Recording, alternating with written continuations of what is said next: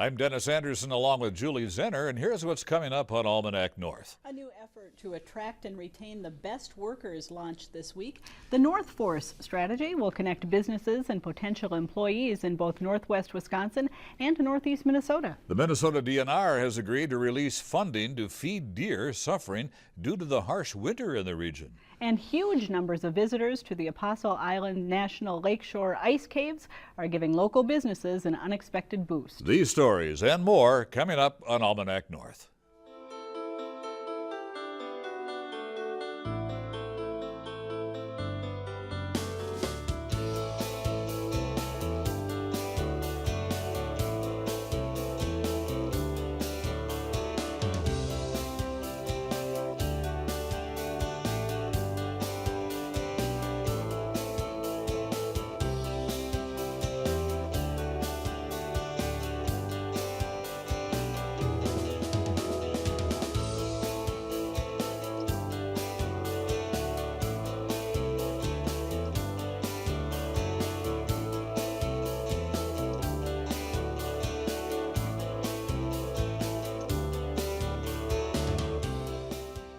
Hello and welcome to Almanac North. Thanks for watching. Julie, we saw a break finally from that cold weather. We did, but then the snow started and we just can't catch a break on anything. Well, maybe next week. Okay, we've got a lot on the plate tonight, so let's get started, Julie. All right. Thank you, Denny, and welcome everyone. A new matchmaker strategy was unveiled this week to match current and prospective area residents with jobs. Apex and the Northspan Group are leading the effort, dubbed NorthForce, Your Talent Community. Partners in the effort include regional businesses, the cities of Duluth and Superior, and the IRRB. Well, joining us now with more is Brian Hanson, the CEO at Apex, the Area Partnership for Economic Expansion. Randy Lasky is President and CEO of the Northspan Group, and Jason Serck is the Planning Director for the City of Superior. And thanks to all of you for joining us. It's good to be here. Appreciate Thanks, you coming Julie. in Thank on you. Valentine's night. And with Valentine's kind of carrying a theme here, it seems like the idea is a bit of talent matchmaking. That's right. So how will it work? Well, really how it'll work, we need people to be involved. We need folks who are interested in finding a job in our region to go out and register themselves. We also need the employers to be registered on northforce.org so that they can share job opportunities they have in the region. Any of you can answer this. Are a lot of employers beginning to sign up, or have they already found an interest in there? This sounds like a unique way in which to look for potential employees. Yeah, we just launched this Monday, and right now, Brian and I were talking about this. We've got 107 businesses that already are on our system now. They're posted. We have 170 individuals, and we have 192 jobs already posted. So no kidding. This is taking storm, if you will. Sounds that way. Brian, you've been around a long time in the economic development business, and this sounds kind of similar to some other web-based initiatives that have been launched in the past. The NorthlandWorks.org, TwinPortsConnects.com, you know, all of these sites that have been developed to try to connect talent and job opportunities. What makes this one distinctly different? Well, I think that the biggest differentiator with northforce.org is the way that it matches people. So if you go in, you register, and you tell us a little bit about your skill set, there might not be a job available there today, but if a future employer puts a job out there, you don't have to keep checking back to find it. When an employer comes with a job that needs your skills, the system will match you up, and we'll contact you as the employee and say, here's an opportunity that you should look into. We think that's a lot different and really unique compared to any tool that's out there for job seekers. Jason, who's typically seeking help? Well, it is, you know, essentially it's the businesses that we have, and it's a great retention tool for not only the city of Superior but regionally, and it's, you know, essentially the reason we're doing this is to get the talent. You're hearing from our businesses. You know, we were talking about AAR. We're talking about Enbridge that are saying we need some more talent. and we're looking for people, and this is just an answer and a tool for us to use to help our businesses. I would assume there's a wide variety of businesses seeking some talent. Well, definitely, and Randy and Brian could probably talk a little bit more about that. And we have great partners, and we want to make sure that we keep our businesses happy, and we want to continue that. So is this a strategy then that was really driven by business, or how did it bubble to the surface and really become a focus for you? I would say it did start with the needs of business. Both folks that we're working with today who are saying, we go out, we talk with them, we're partners with the Minnesota Chamber and the GROW program. We talk to at least 70 different businesses a year. And we ask them, what are the things that you need in order to be more successful? And talent is always at the top of that list. But also, it's businesses that are looking at our region. When someone comes to us as a lead business recruiter in the region, and they say, yes, it's really important that we find a building of this size and that it has this kind of infrastructure, but the most important thing is talent. We need these kinds of skills. Can you help us find these people? So what really sets NorthForce apart from other employment agencies? Yeah, this is not like Monster or Career Builder or any of those, and I think Brian alluded to it.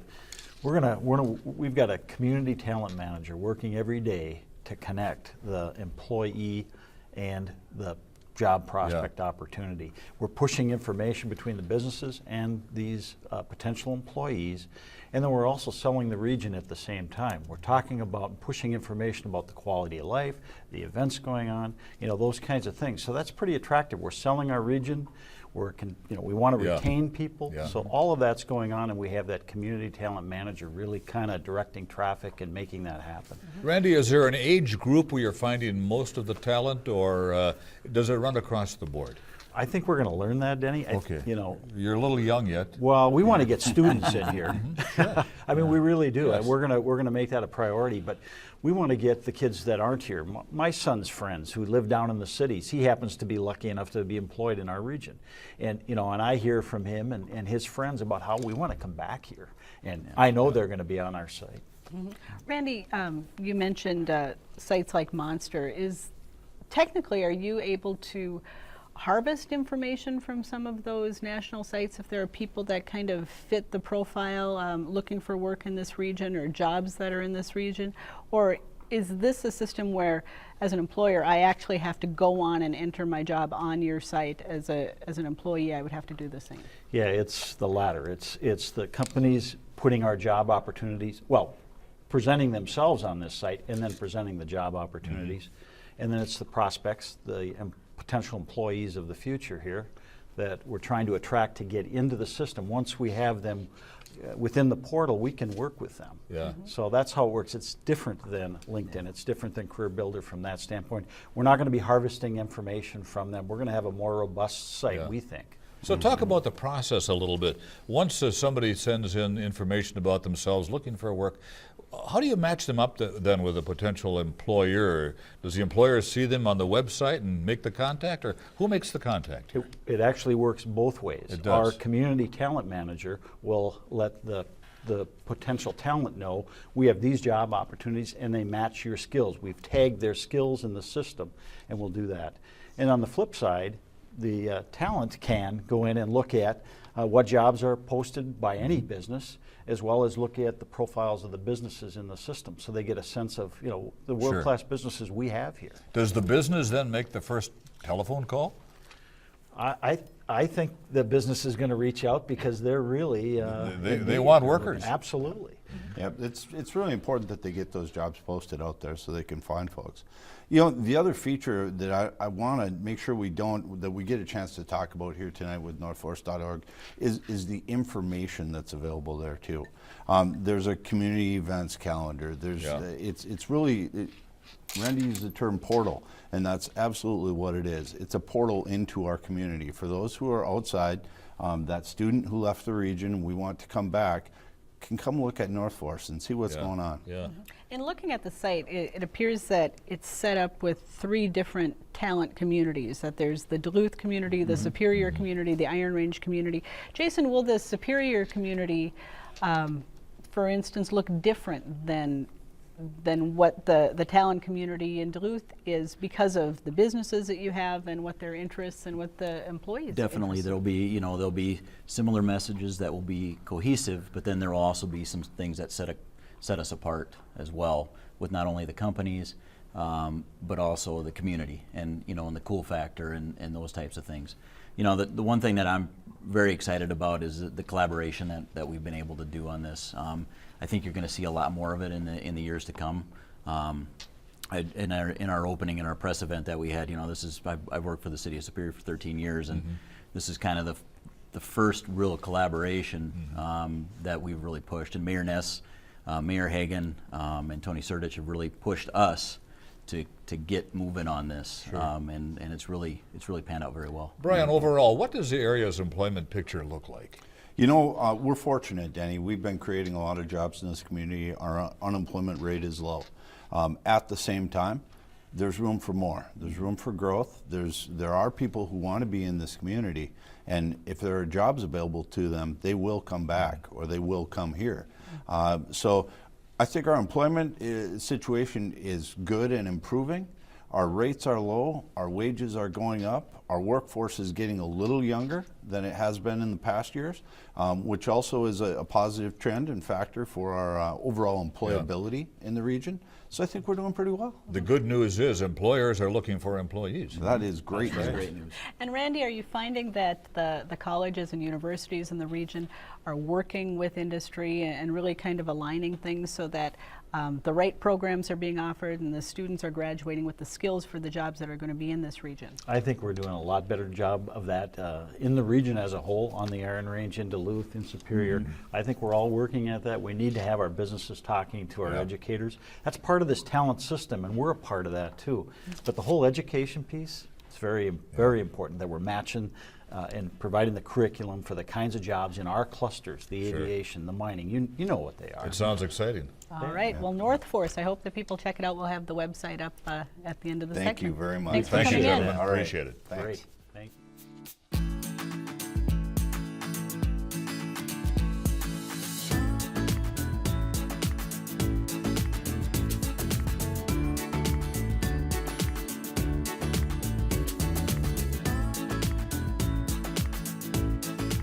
Now, let's dig into our news file archive for a look at what was making news 25 years ago this week. Cindy Granton doesn't want to be a disc jockey when she graduates from UWS, but she's enjoying the experience she's getting at the university's radio station, and she's afraid when the station goes public as soon as the fall of 1990, the sink or swim attitude at KUWS may have to make way for professionalism. Right now, almost anybody can come up here and work here regardless of their major, just if they want to learn about it and things like that. And so I'd like to keep working here, but I'm not real sure if that's going to be possible. Now, KUWS reaches about a 4-mile radius. When the station becomes part of the Wisconsin Public Radio Network, that radius will be 75 miles. State Senator Bob Jauch is confident the merger will benefit both UWS students, who he says will have the opportunity to work with a real radio network, and the region. We would be broadcasting regional news and people of interest, and expanding the awareness and image of the UW Superior, and participating in public broadcasting just like every other region in the state participates in public broadcasting. In Superior, Colleen Burns, KDLH News.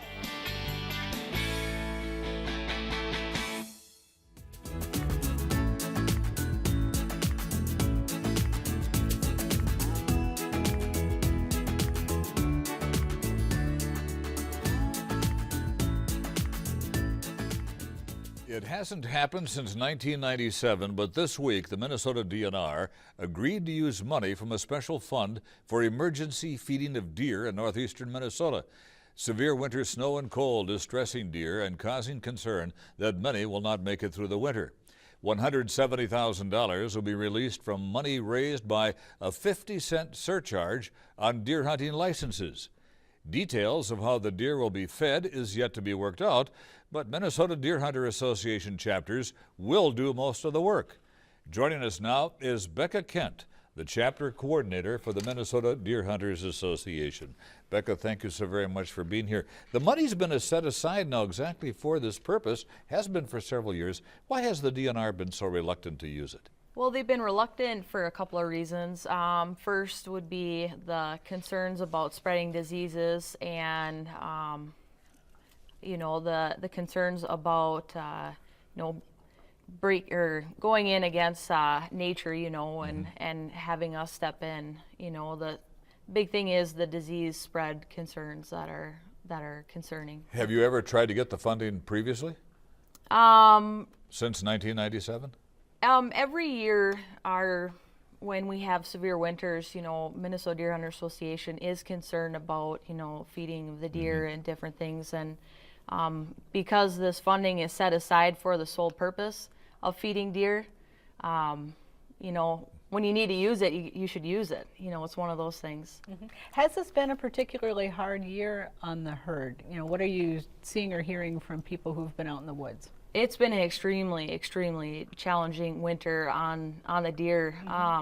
With the large amount of snowfall and the numerous days of below zero temperatures, it's just been challenging for deer to get from feeding areas from one to another. And the browse isn't out there. The habitat isn't available for the deer to be able to get the amount of nutrients that they need in order to survive in these cold temperatures. The DNR says that deer are resilient for the most part, and overall it really doesn't have a significant positive saving effect on the herd. How do you respond to that? Well, if you don't try, what are you doing? You want to make an honest effort, and you want to do as much as you can for these animals. We have over 500,000 deer hunters. You want to try making them happy. You want to try to, do something for the state. Yeah. And, my response to that is, the winter is brutal. In order to have the does to carry, fawns and not just absorb the fetuses, you want to be able to help them out. So then that, you're having fawns drop in the spring and. We had a number of relatively mild winters in recent years, and there have been some concerns that the deer population has actually gotten too big. Is it healthy every once in a while, though, to occasionally have a harsh winter and kind of thin the herd out a little bit? It could be healthy, but there's a lot other factors contributing to it. The large amount of predators that the deer are also facing.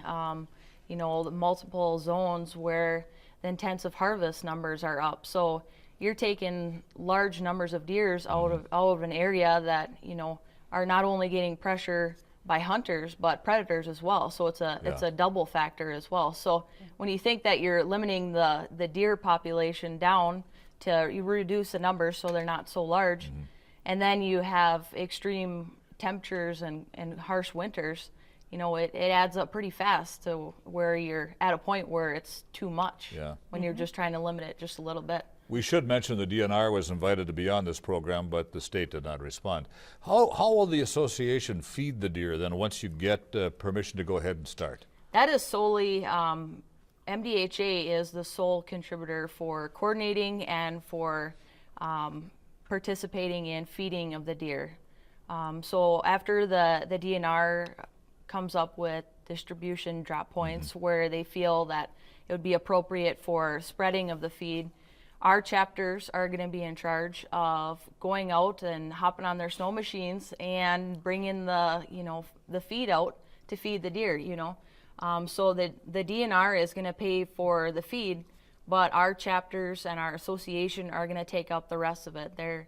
We are going to be providing the snow machines. We're going to be providing the manpower. We're going to be providing the fuel, the costs and stuff like that. So you've set up feeding stations? The DNR will go out and have distribution points where they feel where it's an appropriate area where the deer are already naturally gathering in the wintering areas, and where it's going to be an appropriate spot to be able to release or to have food out. And it can't be, there's certain criterias on these are on these distribution sites. You know, it can't be a mile within any domestic farms or crops, and it can't be, you know, a quarter of a mile away from any paved roads, and it, you know, it can't be in a moose area or any banned areas in the Northeast. It's highly regulated. Yep, Yeah. yep. It has really particular criteria, and, you know, working collaboratively with the DNR so we can make it happen. It sounds like you might have a lot of coordination duties to do as you pull this together in our region. Do you have volunteers who are already starting to come forward, expressing an interest in getting involved? And Yeah. how do you coordinate all of that? Yeah, we're right now our state offices phones and emails have been just going off the hook. You know, everybody wants to be involved. Everybody wants to help out and do their part. You know, I've been at the Duluth Deer Classic this past weekend, and everybody's coming up and saying, "What can we do? What can we do?" And actually, we have one of our grants coordinators at the association is our new lead person for taking on the volunteers, Jenny Sure. Foley. And so individuals who want to help out can contact her or contact the state office, and we'll write down your name and number, and we'll work with the chapters and make sure that we get enough volunteers so they can get out and get this feed out there to the deer. You mentioned a little bit earlier, one of the concerns that the DNR has is the potential for disease as, you know, deer congregate. As a hunter, do you share some of those concerns too, or is everybody really fully behind this? You know, there's been no known cases in the northeast corner of any TB or chronic wasting disease known. That's only been known in different portions of the state. You know, it's always something that you can have concerns about, but right now when you have deer starving in the woods and freezing to death because they're hungry and there's no forage, you know, sometimes, you know, the food isn't just gonna be piled up into, you know, big feeding troughs like cattle's or anything. It's gonna be spread out and scattered along the ground and stuff, so it's gonna be more foraging. So the chances of spreading and to have those transfers of diseases are so minimal. We have just a couple of seconds left, but what about individuals who might want to feed deer on their own? Is that something that is advisable, or? Any individual can feed on their own on private property. They will not receive any funding from the DNR for their own personal feeding. All right. Yep. All right, Becca, I think we're just about out of time, so thank you very much for coming in tonight and talking about the issue. Yep, thank you. We appreciate it. Thank you for having me.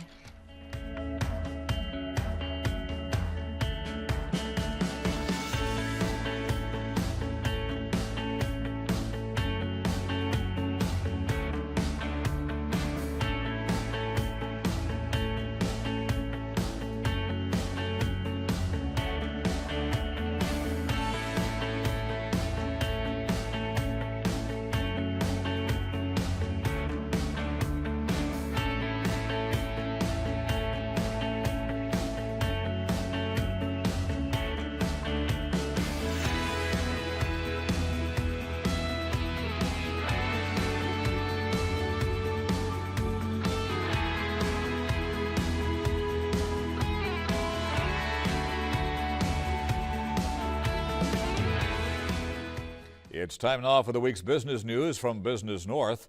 A New York-based hedge fund has escalated its effort to make drastic changes at Cliffs Natural Resources, which owns or manages 5 regional mines. Casablanca Capital, which owns over 5% of Cliffs stock, is unhappy with its financial performance. First, it proposed to spin off the company's foreign operations. Cliffs responded by introducing plans to sharply cut expenses, but it wasn't enough for Casablanca. The hedge fund then threatened to install its own hand-picked chief executive and replace a majority of board members. A vote on that proposal would be held at the company's May 6th annual meeting.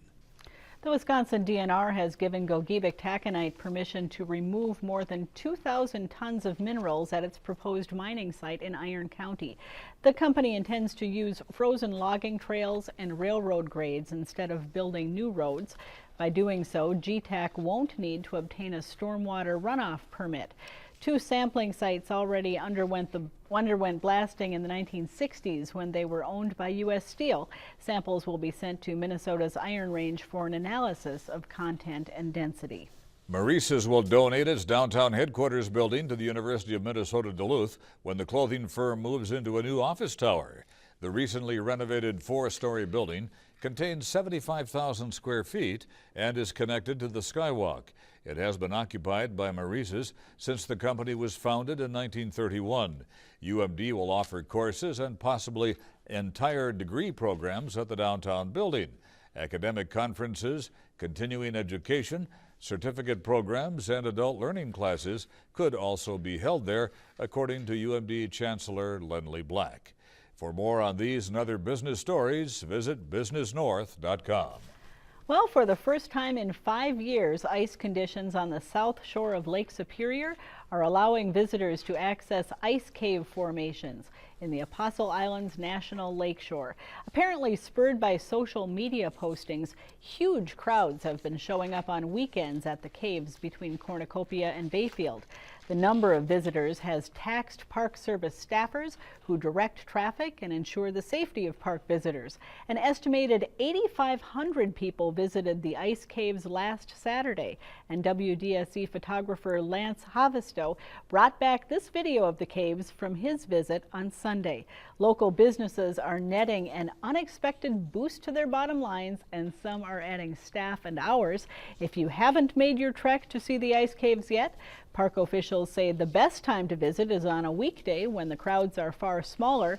But if you can't miss a day of work, shuttle buses are running this weekend to help ease the stress of parking. Wow, beautiful. Just another example of our natural resources that we have here in the region. If you have a comment on our show, call now, dial 218-788-2849 to leave a message, or send an email to Almanac North at WDSE.org and visit the WDSE website for the latest updates on your favorite program, news about the station, and more. And Julie, happy Valentine's Day to you and everyone watching. Yeah, I can't think of anyone else I'd rather spend Valentine's Day. I ate your chocolates on the way to the TV station. You did, I noticed that. All right. Finally, today we leave you with some video to whet your appetite for one of those only in Minnesota events. Next Friday through Sunday, thousands of ice anglers and winter-weary visitors will gather for the 35th annual Eel Pout Festival in Walker, Minnesota. A virtual city will spring up on the ice of Leech Lake, where all types of silliness will ensue. So, what's an eel pout, you wonder? Well, the slimy fish is the star attraction and the objective of the ice fishing contest. There will be lots of contests and plenty of vendors, a perfect outlet for folks pent up with cabin fever. This year, in honor of the Winter Olympics, the Chase the Pout Games will include pout curling, pout luge, and the pout relay. And of course, there'll be a polar plunge for those who haven't had quite enough winter yet. Looks like a lot of fun for everyone. And so for Julie and the crew here at Almanac North, I'm Dennis Anderson. Have a great weekend, everybody, and be kind.